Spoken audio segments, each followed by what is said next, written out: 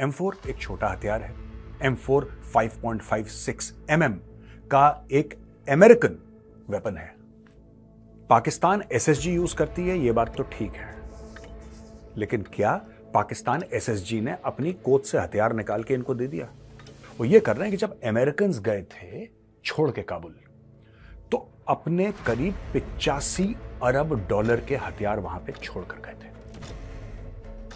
पाकिस्तानी पंजाब का जो एरिया है, which is most of them are in the army, और the army comprises of largely people from Pakistani Punjab. वो चाहते हैं ऐसी डिसइंफॉर्मेशन कैंपेन और लोगों को ये पता लगे कि नहीं, they were responsible for the breakup of the Soviet Union, they were responsible for the Americans leaving after 20 years। नहीं, अमेरिकन साइन करके गए थे वहां पे, बाइज्जत गए थे। तो फिर आपको समझना पड़ेगा कि ये normal rules of engagement do not apply in this case. ये हमें समझना पड़ेगा as a people, as a nation. Normal rules of engagement do not apply. We need to do something extraordinary, we need to do something exponential. Jai Hind दोस्तों, मैं हूं major गौरवारी और आप देख रहे हैं द चाणक्य डायलॉग्स। इस वीडियो को लाइक करिए, हमारे चैनल को सब्सक्राइब करिए, बेल आइकन दबाना बिल्कुल मत भूलिएगा। रियासी के अटैक में कई कहानियां बाहर आ रही हैं, कई सबूत बाहर आ रहे हैं, और उनमें से एक बड़ा इंपॉर्टेंट सबूत यह है कि उन लोगों ने, यानी कि टेररिस्ट ने, M4 कार्बाइन यूज करी। M4 एक छोटा हथियार है। M4 5.56 mm का एक अमेरिकन वेपन है। ये स्पेशल फोर्सेस यूज करती हैं दुनिया भर में, और पाकिस्तान की SSG, स्पेशल सर्विसेज ग्रुप, जो पाकिस्तान की स्पेशल फोर्सेस हैं, वो भी M4 कार्बाइन का इस्तेमाल करती हैं। दोस्तों, खतरनाक हथियार है, कॉम्पैक्ट हथियार है, एक्यूरेट हथियार है, और इस हथियार में ज्यादा कॉम्प्लिकेशन नहीं है। It's a beautiful weapon system which fires perfectly. इनको दिया किसने M4 कार्बाइन?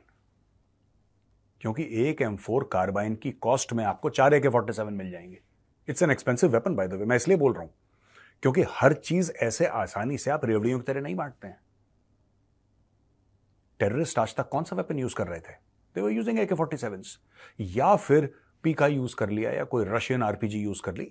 ये सारे हथियार जो कि थोक के भाव में मार्केट में अवेलेबल हैं, आप जाएं, पैसा फेंकें, आप actually buy the truck loads, में मजाक नहीं कर रहा, actually buy the truck loads you can buy or sell if you have the contacts. 1 2 3 नहीं, 5,000 10,000 ऐसे। अचानक बीच में M4 आती है। दोस्तों, 2-3 चीजें समझने वाली हैं। पाकिस्तान SSG यूज करती है, यह बात तो ठीक है, लेकिन क्या पाकिस्तान SSG ने अपनी कोच से हथियार निकाल के इनको दे दिया? Not likely. कोई भी फौज में ऐसा नहीं होता, लेकिन आया है पाकिस्तान के थ्रू है। और पाकिस्तान के थ्रू कैसे आया है, कहां से आया है, क्यों आया है, इसके बारे में मैं आपको बताऊंगा। लेकिन इसके पहले एक छोटा सा मैसेज दोस्तों आपके लिए।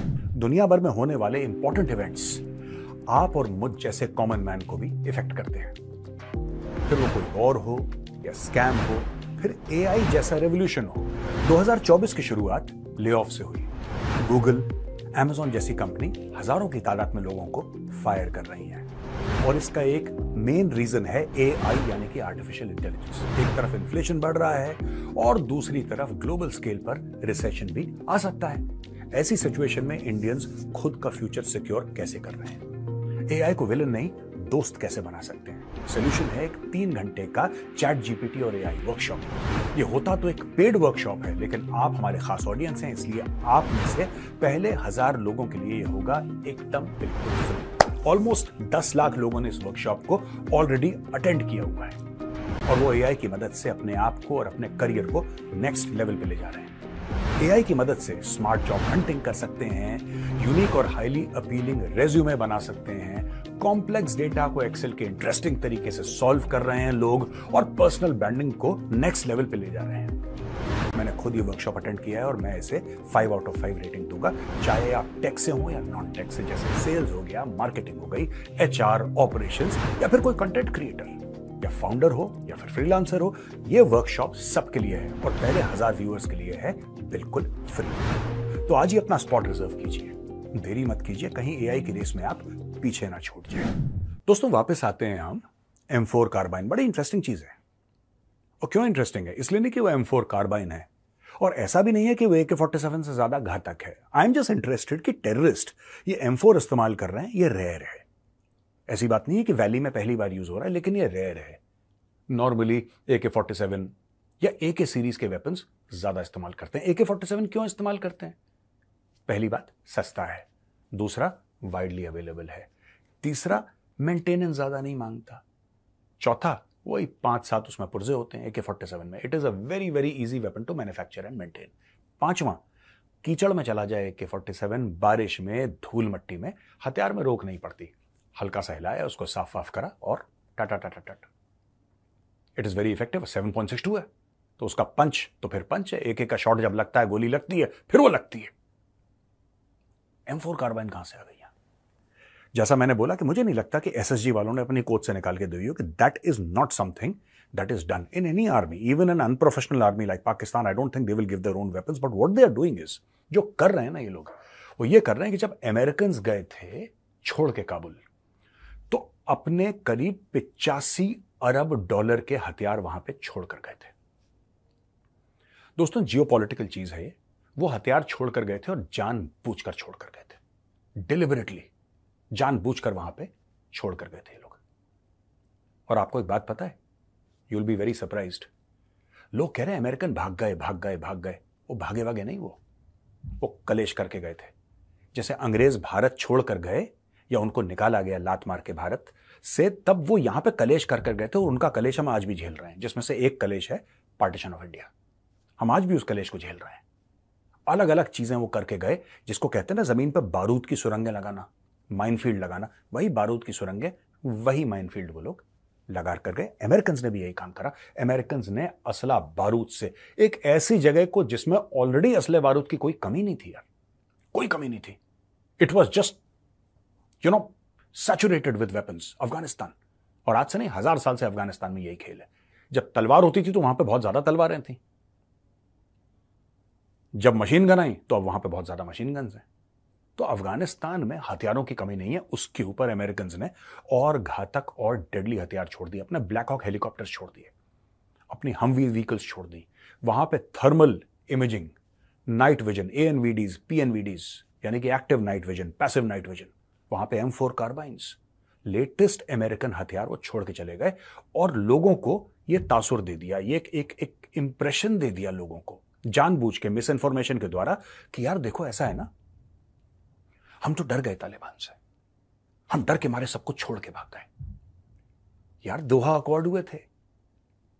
दोहा कतर की जो कैपिटल है, वहां पे तालिबान बैठे कुर्सी पे, वहां पे अमरीकी बैठे कुर्सी पे, और दोनों ने कागज पे साइन करा कि भाईजान इस तारीख को हम चले जाएंगे, आप आ जाना।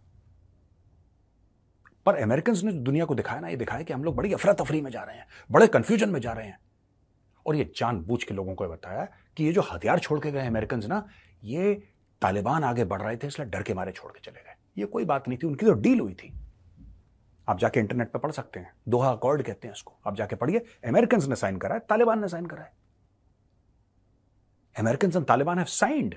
उस सिग्नेचर के तहत अमेरिकन छोड़कर गए थे 20 साल के बाद अफगानिस्तान। कोई हार के नहीं गए थे। अच्छा, पाकिस्तान शुरू में बड़ा उछल रहा था, क्योंकि पाकिस्तान को लगा कि फिर से हम एक बार मलाई खा लें।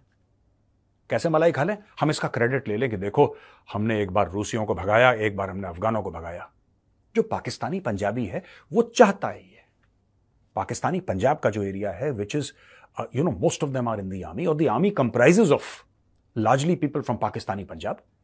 वो चाहते हैं ऐसी डिसइंफॉर्मेशन कैंपेन और लोगों को ये पता लगे कि नहीं, they were responsible for the breakup of the Soviet Union, they were responsible for the American leaving after 20 years. नहीं, अमेरिकन साइन करके गए थे, वहां पे बाइज्जत गए थे, छोड़कर गए थे। तालिबान को लिटरली हैंड ओवर करके गए थे, लिटरली हैंड ओवर, क्योंकि वो डॉक्यूमेंट मौजूद है। वो हथियार छोड़कर गए। सबसे पहला काम क्या करा तालिबान ने? सबसे पहला तालिबान ने यह काम करा कि हजारों की तादाद में जो जेलों में तहरीक तालिबान पाकिस्तान के आतंकवादी थे, चाबी खोली, बोला कि आप हमारे भाई हो। टीटीपी का बैत है इनके साथ। They are two sides of the same coin. There is no good Taliban, there is no bad Taliban, it is all one Taliban. इनके फैक्शंस हैं, इनके अलग अलग वॉरलॉर्ड्स हैं। हो सकता है हकानीज का एक फैक्शन हो सकता है किसी और ट्राइब का कुछ और फैक्शन हो। और Haqqani, by the way, not as an a tribe, but as in people who are from that Haqqaniya madrasa who have studied there. मैं उस तरीके से बात कर रहा हूं. तो जब अमेरिकन हथियार छोड़कर गए, वो हथियार टीटीपी ने इस्तेमाल करे पाकिस्तान के खिलाफ. अब टीटीपी के कई लोग मरे, पाकिस्तानी आर्मी ने जवाबी कार्रवाई करी, उनके हथियार पकड़े, उनमें से हथियार कुछ पहुंच गए कश्मीर.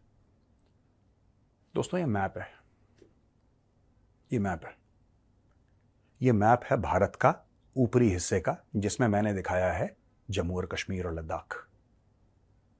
अब आप देखिए, मैप को देखिए, और ये जो रेड लाइन जा रही है, ये आपको बताएगी कि एक्चुअली इंडिया से अफगानिस्तान कितना पास है. आप पीओके देख लीजिए, आप गिलगिट बाल्टिस्तान देख लीजिए, पूरा एरिया देख लीजिए, आपको पता लग जाएगा हाउ क्लोज इट इज. ये रहा बगल में. जब मैं फौज में था ना, मैं भी लाइन ऑफ कंट्रोल में था दोस्तों, और उस समय जब मैं लाइन ऑफ कंट्रोल में था, तब भी सरहद पार से लोग आते थे. तब फेंस वेंस कुछ नहीं होता था हमारे टाइम पे. मैं पुंछ में था, बिल्कुल bang on the line of control. I was a company commander, bang on the line of control. और उस जमाने में कोई फेंस वेंस कुछ भी नहीं था. फेंस तो अभी बना कुछ समय पहले. हमारे टाइम पे कोई फेंस नहीं था. हमारे टाइम पे इस तरीके से होता था कि अच्छा, ये झरना बह रहा है, ये झरने का पानी यहां से आ रहा है, ये पेड़ यहां पे है, और यहां पे 3 पत्थर हैं. इन तीनों के अलाइनमेंट को आप मानेंगे लाइन ऑफ कंट्रोल. आपको इसको डिफेंड करना है, इसके पार कोई नहीं आना चाहिए. देयर वाज नो फेंस, कोई ड्रोन नहीं, कुछ नहीं. ये तो बाद में बना बहुत. तो हजारों की तादाद में आतंकवादी आए. आज की तारीख में भी वेदर का इस्तेमाल करके, टेरेन का इस्तेमाल करके, कभी फेंस टूट जाता है उसका इस्तेमाल करके ये लोग अंदर आते हैं और अपने हथियार लेकर आते हैं. इस प्रकार से हथियार अंदर लेकर आए हैं. इसमें डेफिनेटली पाकिस्तान का इन्वॉल्वमेंट है 110% दोस्तों. और मैं आपको एक और बात बता दूं, ये जो आतंकवादियों के लॉन्च पैड हैं, जिनको सर्जिकल स्ट्राइक में हमने डिस्ट्रॉय करा था, ये कौन रन करता है? आपको क्या लगता है कि आतंकवादी आते हैं वहां पे अपना कैंप बनाते हैं? नहीं. This is all done with the help of the Pakistan army. आपने कुछ समय पहले आपने सुना होगा बैट एक्शन, बैट एक्शन, बड़ी बात हो रही थी. बैट मतलब border action team, BAT, bat, border action team. ये 5-6 लोगों की एक टीम बनाई थी पाकिस्तान ने, और आज भी बैट्स हैं पाकिस्तान में. बैट एक्शन में क्या होता है? बैट एक्शन में ये होता है कि अगर 6 लोग हैं उसके अंदर, तो उसके अंदर 3-4 होंगे पाकिस्तानी आर्मी वाले, स्पेशल सर्विसेज ग्रुप के, और 2-3 होंगे उसमें लश्कर-ए-तैयबा या जैश-ए-मोहम्मद के खूंखार टाइप के आतंकवादी, जो मरने मारने के लिए तैयार हैं. अब ये लोग आते हैं बॉर्डर पार करके, और इनकी भिड़ंत होती है इंडियन आर्मी से. बीच में जब इंडिया के पैरा SF वालों ने कार्रवाई करी, तो बैट एक्शन को कर दिया बहुत ज्यादा टाइट. तो कुछ समय के लिए शांत बैठ गए, कुछ समय के लिए लोग शांत बैठ गए. और जो रियासी है, रियासी लाइन ऑफ कंट्रोल पे थोड़ा ना है. Reasi is not on the line of control. Reasi तो पीछे है. लेकिन ये जो रूट्स हैं पूरे राजौरी के, पुंछ के, ये पूरे एरिया के, आप देखो, पुंछ है, कृष्ण घाटी है, बिंबर गली है, मेंढर है. आप नीचे आ जाओ, ठीक है, राजौरी साइड और नीचे. These are traditional infiltration routes. यहां से इन्फिल्ट्रेट करके वैली जाते थे. क्योंकि अगर वो चाहेगा कि मैं तंगधार साइड से आ जाऊं कश्मीर में, तो वहां पे तो पहाड़ी, ऐसे खड़े खड़े पहाड़ हैं कश्मीर में, तो जम्मू से आते थे. ट्रेडिशनल इन्फिल्ट्रेशन रूट्स हैं यहां पे. और आज से नहीं, ये 30-35 साल से आ रहे हैं अंदर. कोई, मैं आज की बात नहीं कर रहा कि गौरावारी आपको आज की बात बता रहा है. ये बहुत पुरानी चीज है. तो दोस्तों, इसके बारे में मैं आपको बता रहा हूं, इसमें 110% this has got Pakistani army thumbprints all over it. It has the Pakistani army signature, and we must hold the Pakistani army to account. वहां पे गर्ट विल्डर्स जो है, नेदरलैंड्स का बहुत बड़ा नेता, उसने बोला India must not allow these terrorist from Pakistan to come and kill Indians. उसका ट्वीट देखिए. वो कहता है कि you can't allow them, you have to protect your people. और मैं सिर्फ ज्यादा कुछ ना बोल के सरकार से सिर्फ एक विनती करता हूं कि अगर हम लोग चाहते हैं, या सरकार चाहती है कि वहां पे इंडियंस को बचाएं, तो इंडियंस को आप इंडिया में नहीं बचा सकते. अगर आपको इंडियंस को बचाना है, अगर हम ये चाहते हैं कि भारत में खून खराबा ना हो, राइट, तो जो आतंकवादियों का नल है, इस नल को जाके बंद करना पड़ेगा. और ये नल जम्मू और कश्मीर में नहीं है, ये नल लाइन ऑफ कंट्रोल के उस तरफ है. आपको जाके वहां से नल बंद करना पड़ेगा. यहां पे आप कितना पोछा लगाएंगे, कितने वाइपर से, वो पानी बहता रहेगा. पानी यानी कि आतंकवादी. वो पानी बहता रहेगा, आप फिर करेंगे। और आप यही कर रहे हैं 35 साल से, 35 साल से आप यही काम कर रहे हैं। वहां से आतंकवादी आते हैं, हम मारते हैं, वहां से आते हैं, 100 मार दिए, 200 मार दिए, 300 मार दिए, 400 मार दिए, ओ बल्ले बल्ले, बहुत, और शाबाश शेराबा, व्हाट। वो भेज रहे हैं, वो आगे भी भेजते रहेंगे और भेजते रहेंगे जब तक आप लोग। अच्छा, एक और बात, अभी हम लोग कह रहे हैं कि हम उनको ठोक देंगे। चलो, जिन्होंने आतंकवादी गतिविधियां करी हमने उनको ठोक दिया। अब उनको ठोकेगा कौन? सेना ठोकेगी, या जॉइंट ऑपरेशन होगा जिसमें इंडियन आर्मी होगी, जिसमें सीआरपीएफ होगी और जिसमें जम्मू और कश्मीर पुलिस होगी, खासतौर से एसओजी, स्पेशल ऑपरेशंस ग्रुप है जेएनके पुलिस का। यही करेंगे साथ में ऑपरेशन। भगवान ना करे, 10 बार कहता हूं, भगवान ना करे, 10 बार कह रहा हूं, अगर मुठभेड़ में वो सारे तो मारे गए, वो तो कोई बात नहीं, वो तो मरने के लिए आए हैं। हमारा एक वर्दी वाला साथी, वो फौज का हो, वो एसओजी का हो, वो सीआरपीएफ का हो, उससे क्या फर्क पड़ता है? वर्दी वाला तो वर्दी वाला है, तो देश का बेटा। वो चला गया, अगर वीरगति को प्राप्त हो गया, फिर आप कैसे एक्सप्लेन करेंगे? क्योंकि उनके तो कूड़े करकट है, ये तो कीड़े मकोड़े हैं, ये तो भेज सकते हैं हजारों लाखों की तादाद में। वो आपके फौजी ले जाते हैं, और हम जब जवाबी कार्रवाई करते हैं हम उनके फौजी नहीं ले जाते, हम उनके फौजी नहीं मार गिराते, हम उनके टेररिस्ट मार, और वही चाहते हैं। और पाकिस्तान यहां तक श्योर है, और यहां तक पाकिस्तान को मंजूर है कि अगर भारत का एक फौजी वीरगति को प्राप्त होता है, भारत का एक फौजी वीरगति को प्राप्त होता है और पाकिस्तानी 10 आतंकवादी कुत्ते की मौत मारे जाते हैं, तो वो कहते हैं कि ये सौदा मंजूर है हमें। तभी जब कुछ समय पहले कर्नल साहब वीरगति को प्राप्त हो गए वहां पे ना, लड़ते लड़ते कश्मीर में, तो लोग कह रहे हैं कि हाँ 3-4 आतंकवादियों को उसके बाद मार दिया, बदला ले लिया। मतलब कोई बदला नहीं है यार। एक इंडियन आर्मी का कर्नल, आप उसकी तुलना 3-4 ये 2 कौड़ी के आतंकवादियों से कर रहे हो। भाई, कर्नल के बदले कर्नल, मेजर के बदले मेजर, और कप्तान के बदले कप्तान।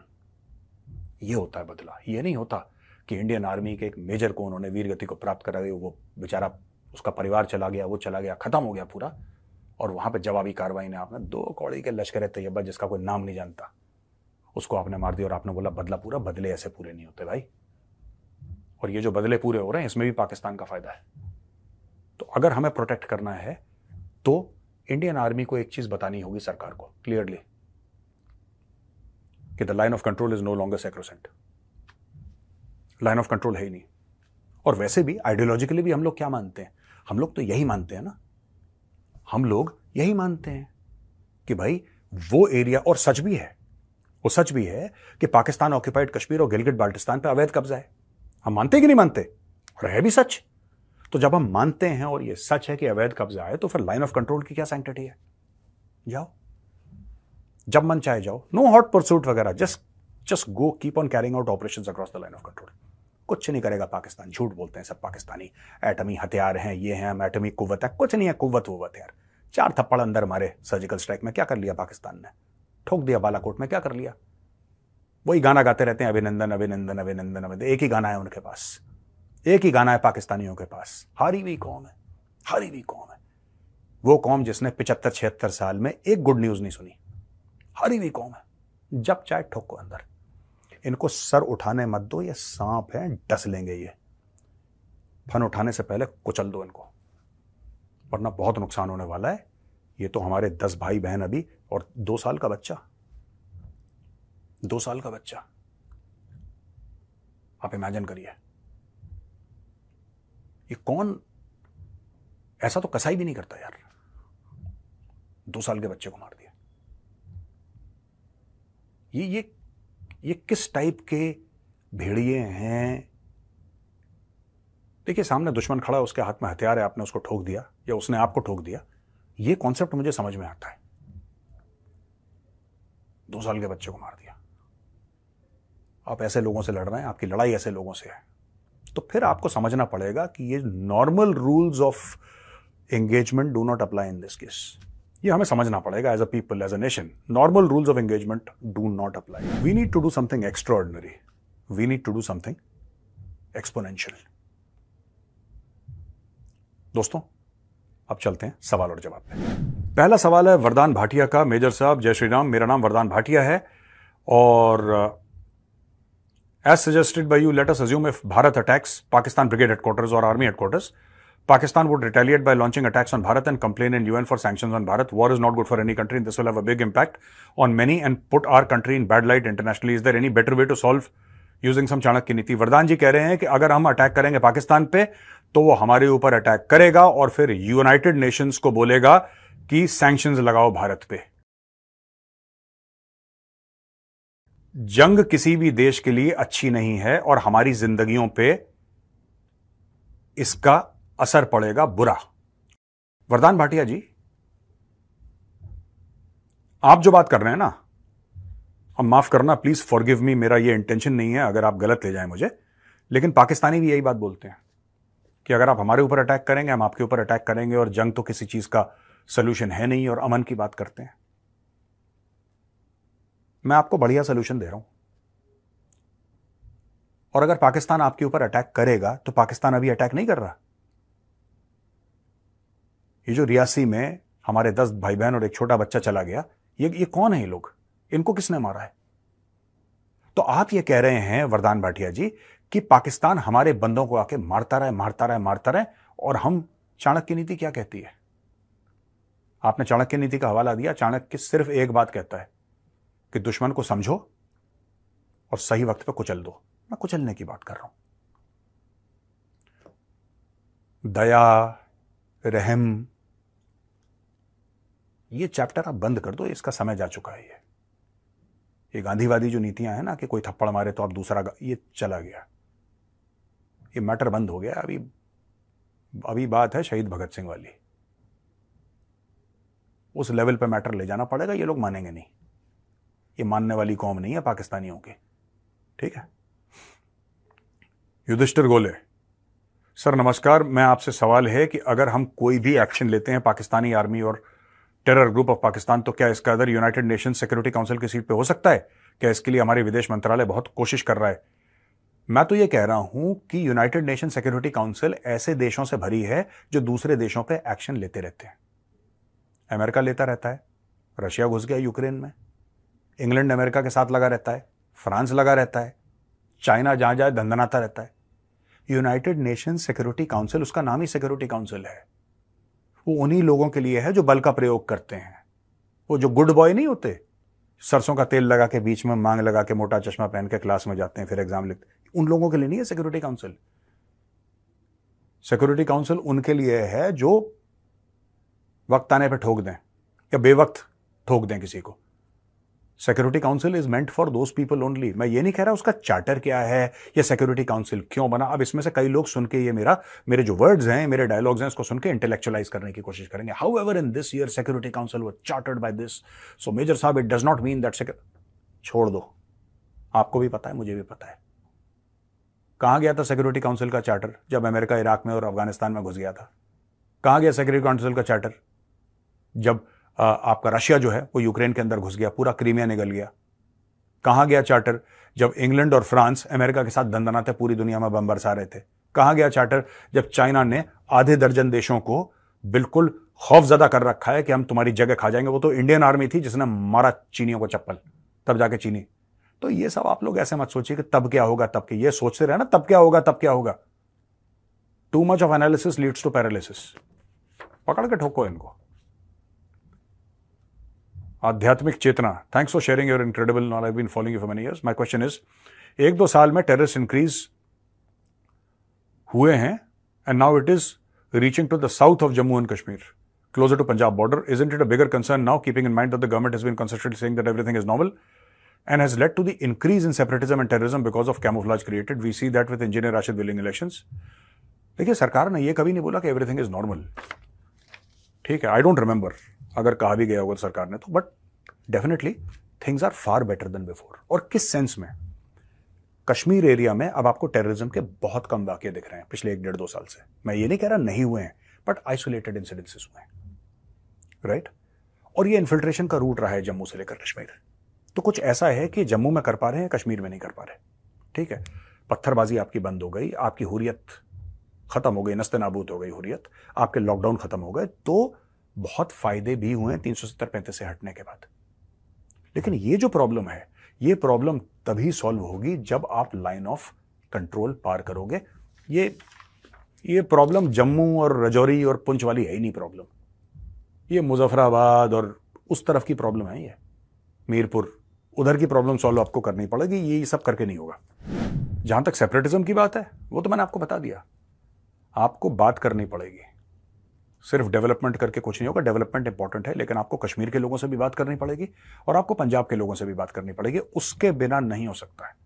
इसकी 2 pronged स्ट्रेटजी होनी चाहिए। पाकिस्तान को पाकिस्तान के अंदर ठोकते रहो, चाहे पाकिस्तान अमन की बात करे, पाकिस्तान गुड बॉय बन के बिहेव करे, पाकिस्तान को ठोकते रहो, ठोकते रहो पाकिस्तान को।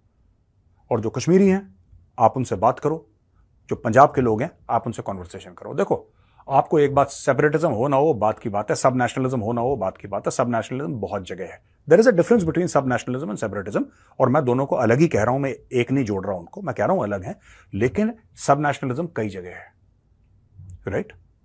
सब नेशनलिज्म आपको दुनिया भर में मिलती है, ये एक फैक्टर है, पहली चीज। लेकिन आपको ये मानना पड़ेगा, क्या जो पंजाब के लोग हैं क्या वो हमारे लोग हैं? क्या जो कश्मीर के लोग हैं क्या वो हमारे लोग हैं? हमें सिर्फ पंजाब की जमीन से प्यार है कि पंजाब के लोगों से भी प्यार है? हमें कश्मीर की जमीन से प्यार है कि कश्मीर के लोगों से भी प्यार है? और अगर हमें लोगों से प्यार है तो कितने भी भटके लोग हैं, आप देखो, जो टेररिस्ट हैं उनको ठोको, कोई मना नहीं कर रहा आपको, मैं खुद इंकरेज करता हूं कि रोज 100 ठोको। मैं बात कर रहा हूं पाकिस्तानी फौज को भी ठोको, चाहे वो गुड बॉय बने रहे, कोई दिक्कत नहीं, ठोक के जाओ उनको। लेकिन जो अपने सिटीजन हैं, हमारे देश के लोग हैं, वो कश्मीर में हो, पंजाब में, there is no other solution. आपको उनसे बात करनी पड़ेगी, आपको पब्लिक के साथ एंगेज करना पड़ेगा, और ये टाइम टेकिंग प्रोसेस है, but this is the only solution, इसके अलावा कोई सोल्यूशन नहीं है। डेनिस Yadav, major general GD Bakshi said in his latest tweet, we must recoup manpower, cut in army of COVID era immediately. Does that mean we have shortage of cops in the army? There are no cops in the army. Yeah. Cops are policemen. Army has Fauji's. Okay. Dennis Yadav, your question is confusing.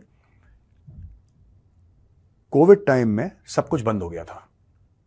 There was a lockdown for 2 years, resulting in shortage of manpower, which is now being made up. आप समझ गए? Covid में सब कुछ बंद हो गया था because people were dying in COVID. हजारों की तादाद में लोग मर रहे थे. आप कैसे उनको फिर ट्रेनिंग आप कैसे करोगे? आप किस तरीके से ट्रेन कर सकते हो? आप किस तरीके से लोगों को एक जगह, कल अगर वहां पे आपने बुलाया, हजारों लोगों की एक साथ ट्रेनिंग होती है फौज में, ऐसा तो नहीं होता. अलग अलग रिक्रूटमेंट सेंटर्स में, अलग अलग रेजिमेंटल सेंटर्स में ट्रेनिंग हो रही है. आप हमारे नोएडा से थोड़ी दूर चले जाओ, जाट रेजिमेंटल सेंटर में ट्रेनिंग हो रही है. ठीक है, वहां पे जाट रेजिमेंटल सेंटर वाले लगे, वो अपनी ट्रेन कर रहे हैं. रानीखेत चले जाओ, कुमाऊं वाले ट्रेन कर रहे हैं. 5-8 गोरखाज वाले शिलोंग में अपनी ट्रेनिंग कर रहे हैं.